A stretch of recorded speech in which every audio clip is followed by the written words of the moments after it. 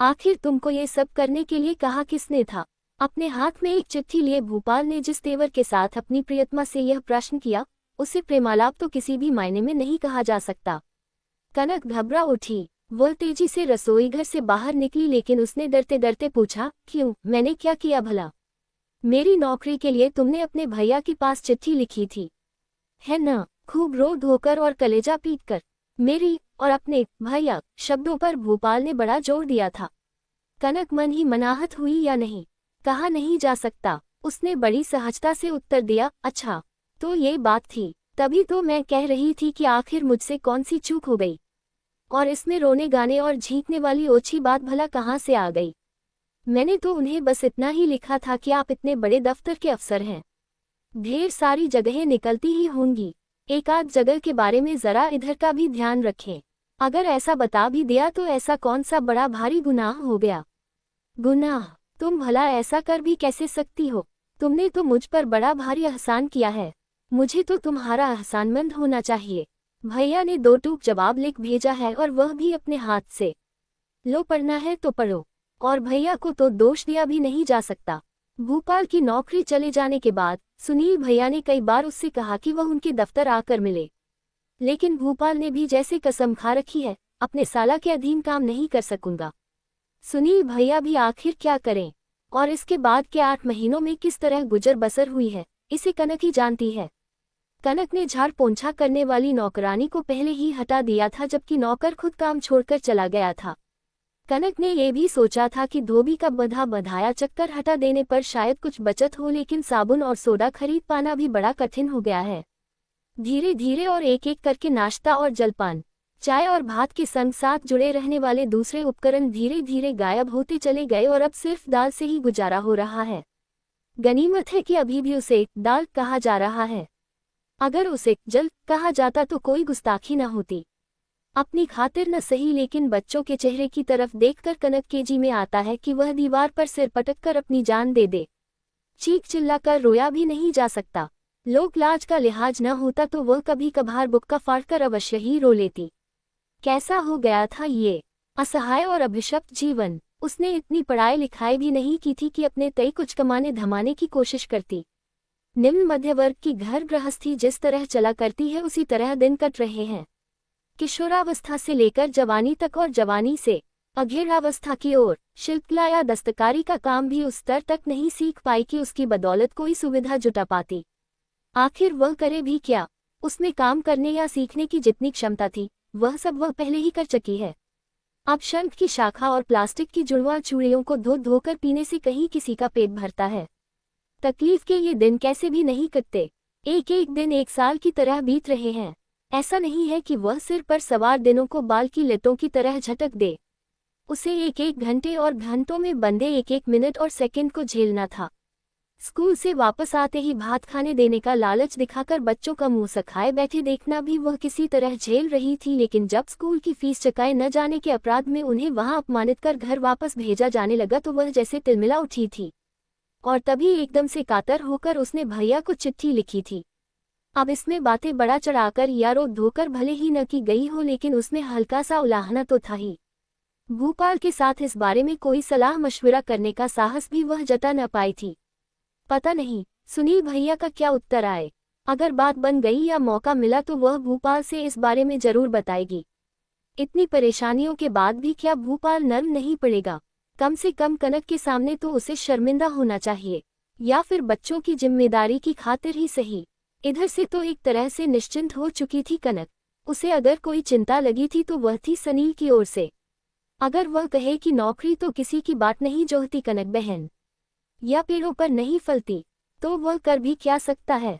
कहाँ से लाए वह तो यही कहेगा, मैंने जब कहा था। आखिरकार यही हुआ। चिट्ठी भी किसी दूसरे ने नहीं, भूपाल ने ही खोली थी। कनक ने बड़े कष्ट से अपनी स्वाभाविक भंगिमा को बनाए रखा। होठों पर जबरदस्ती मुस्कान लादकर और बनावटी भाषा कौशल के सहारे उसने नकली गुस्से के साथ कहा, आखिर तुमने मेरी चिट्ठी को खोला ही क्यों था? कैसे नहीं खोलता हुजूर सरकार, वैसे इस चिट्ठी का इकलौता वारिस तो मैं ही था। भूपाल ने चुटकी ली, तुम्हारे करुणावतार भैया ने तो बड़े स्नेह के साथ मुझे बताया है कि बामहन की गाय की तरह एक बड़ी ही शानदार नौकरी उनके हाथ में है।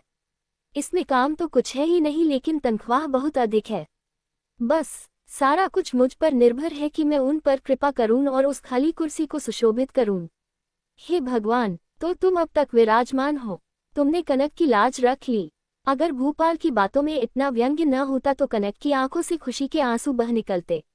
उसने बड़ी मुश्किल से अपनी उद्विग्नता को छिपाते हुए चहल के अंदाज में कहा, तो फिर देर किस बात की है? माँ दुर्गा का नाम लेकर निकल पड़ो। किसे पता है कि देर हो जाने पर वह कुर्सी भी हाथ से खिसक जाए। अच्छा। दुबले पतले और नसीले हाथ को ऊपर उठाकर और मुट्ठी से अपने बालों को जोर से जकड़कर भूपाल ने कहा, और तुम भी फूल, तुलसी दल और गंगाजल लेकर तैयार रहना। फूल और तुलसी? कनक ने हैरानी से पूछा। क्यों? क्यों नहीं भला? मनोकामना पूरी होने पर इष्ट देवता को संतुष्ट करने की यही तो रीत है। एकदम सीधी बात है। भैया की दया से रोटी और कपड़े की किल्लत जो दूर होगी। भैया क्या है, भगवान के भूत और भाभूत हो गए। कनक ने तिलमिला कर कहा, तो इसमें मजाक वाली ऐसी क्या बात हो गई? आखिर अपने लोगों और जान पहचान वालों को लोग नौकरी में लगाते हैं कि नहीं? और अगर उन्हें नौकरी लगवाई जाती है तो क्या वे नौकरी लेना नहीं चाहते? लेंगे, क्यों नहीं, जरूर लेंगे, लेकिन इस बात का ध्यान रहे कि मैं तो उनका आत्मीय जन हूँ, कोई ऐरा गैरा दूर का रिश्तेदार नहीं। सारे नाते रिश्तेदारों में सबसे नजदीकी। कनक ने इस मौके पर अपनी नाराजगी को दबाने या छिपाने की कोशिश नहीं की। उसने तीखे स्वर में कहा, तुम्हारे लिए भला वह आत्मीय जन क्यों होने लगा? वह तो सड़क पर चलता हुआ एक अनजाना सा आदमी है। लेकिन याद रखना कि वह मेरा सगा भाई है। तो फिर तुम ही नौकरी कर लो न जाकर। भूपाल कड़वी बातें नहीं बढ़ा रहा था, जहर उगलकर लौट रहा था। इस बीच उसके सिर में जोर का दर्द होने लगा था। उसे बातें करने में भी तकलीफ होने लगी थी। भात न खाकर भी वह कुछ दिन गुजार सकता था, लेकिन चाय के बिना वह रह नहीं सकता था। तो भी उसे चाय के बिना रहना तो पड़ ही रहा है, और तभी शरीर उससे बदला ले रहा है। भूपाल अपने बिछावन पर पड़ जाना चाहता था, लेकिन कनक ने रास्ता काटते हुए जले भुने स्वर में पूछा, तुम समझते हो, तुम्हारे मन में जो आएगा तुम वही करोगे। तुम्हें पता भी है कि घर संसार कैसे चल रहा है। देख नहीं पा रहे? लेकिन भूपाल ने भी छूटते ही उत्तर दिया, यूं ही देख भी कैसे सकता हूँ। टपाटप राजभोग निगल रहा हूँ, किमखाब के गद्दे पर सो रहा हूँ। बाहर भीतर क्या हो रहा है कुछ पता नहीं चल रहा। राजभोग तुम ही नहीं, सभी भकोस रहे हैं। कनक जैसे चीख पड़ी, बच्चों, किसके चेहरे की तरफ कभी देखा भी है तुमने? मैं ठहरी औरत जात, तो भी मेरे जी में यही आता रहता है कि बाहर सड़क पर निकल जाऊं और छोटा मोटा जो भी काम मिले करूं। उससे गुजारे लायक कुछ तो पैसे मिलेंगे। और एक तुम हो मर्द की औलाद, तुम्हें जरा शर्म नहीं आती?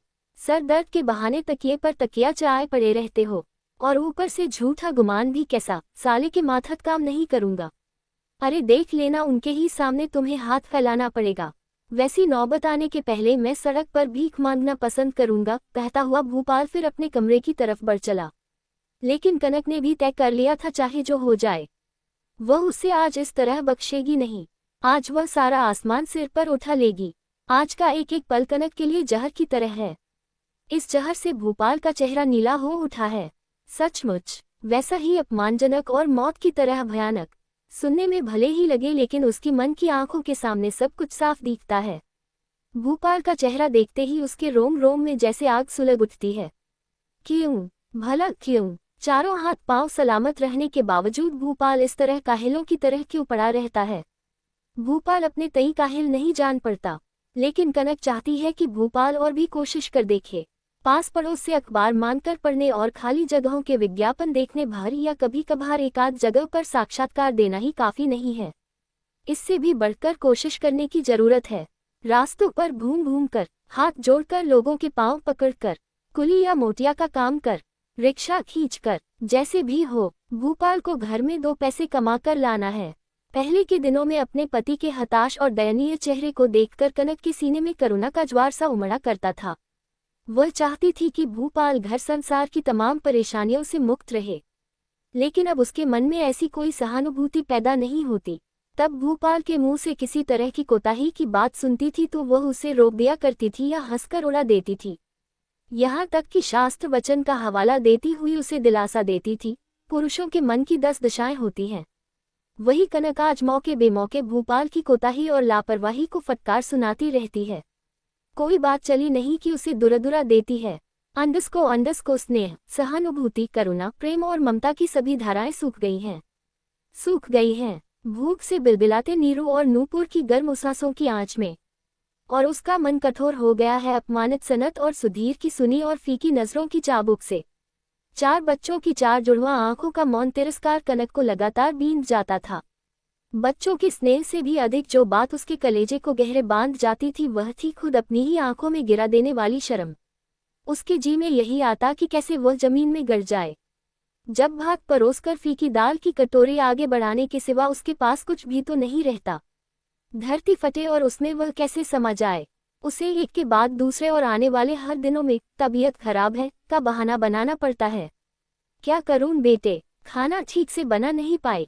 अगर ऐसी स्थिति में हाथ पांव में कहीं चोट या खरोंच लग जाए तो शायद आयोडीन तक न मिले।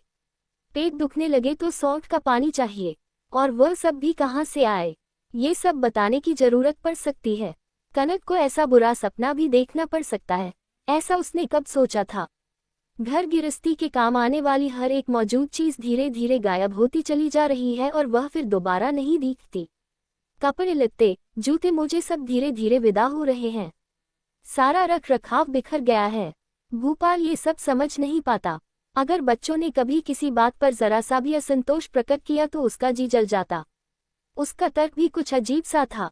भूपाल कहा करता, ये कोई पराये नहीं है, नाते रिश्तेदार नहीं है, अरे घर के बच्चे हैं। अगर ये भी अपने बाप का दुख नहीं समझेंगे तो बाप को क्या पड़ी है कि इनकी आरती उतारता रहे। मैंने कोई इनकी तमाम जिम्मेदारियां उठाने का ठेका ले रखा है। कनक की बातों से भूपाल के तर्क का कोई तालमेल नहीं। तभी भूपाल की बात सुनकर कनक के तन मन में आग सी लग जाती है। अपनी तीखी आवाज में ढेर सारी कड़वाहट घोलते हुए कनक बोली, भीख मांगोगे? फिर तो बड़ी मर्दानगी बची रहेगी, है न? सारी हेठी तो भैया के दफ्तर में काम करते ही होगी, और भैया की नौकरी भी कैसी है। उनका पांव जो दबाना है, उनके तलुए में तेल जो लगाना है, कोई खास फर्क नहीं है। तो फिर तुम नहीं करोगे नौकरी? नहीं तो फिर भैया को क्या जवाब दोगे? कोई जरूरी है उत्तर देना? तुम चाहो तो जवाब दे देना, मुझे उसकी कोई खुशामद नहीं करनी है। कनक का चेहरा घृणा और गुस्से से विकृत हो गया। वह चिड़चिड़े स्वर में बोली, मुझे पता है तुम भैया से इतना क्यों चिढ़ते हो। वे एक बड़े अफसर हैं, गाड़ी पर घूमते फिरते हैं, तुम्हारा कलेजा सुलगता रहता है। लेकिन ये याद रखना, मैं अब तुम्हारे कहने में नहीं रहूंगी। अगर हुआ तो भैया के पास चली जाऊंगी या फिर किसी के यहाँ झाड़ू पोंछा करूंगी। अब यही तो देखना है कि तुम्हारी अकड़ भला किस बात और बूते पर टिकी रहती है। भूपाल और कनक आज एक दूसरे को काट खाने वाले खूंखार जानवर की तरह दिख रहे थे। वे एक दूसरे को फाड़ खाने पर उतारू थे, वरना भूपाल की आंखों में ऐसी आग क्यों जल रही होती, उसकी बोली में ऐसी कड़वाहट क्यों थी। जब कमाई ही करनी है तो चाकरी करने क्यों जाओगी? और भी तो कई तरीके हैं। क्या कहा तुमने? क्या कहा? न, मैंने कुछ कहा नहीं, लेकिन भैया भाभी की खुशामद करते हुए उनके यहाँ जाकर अड्डा जमाना भी कुछ बुरा नहीं होगा। उनकी जूठन कूटने से भी किसी न किसी तरह पेट भर ही जाएगा। ठीक है, मैं वही करूंगी, अगर न किया तो मैं भी। कनक के होठों तक आकर एक कठोर और कड़वी कसम अटक गई। क्योंकि ऐसी कस्में खाने का अभ्यास न था, उसका गला रुंध गया। To be continued. अल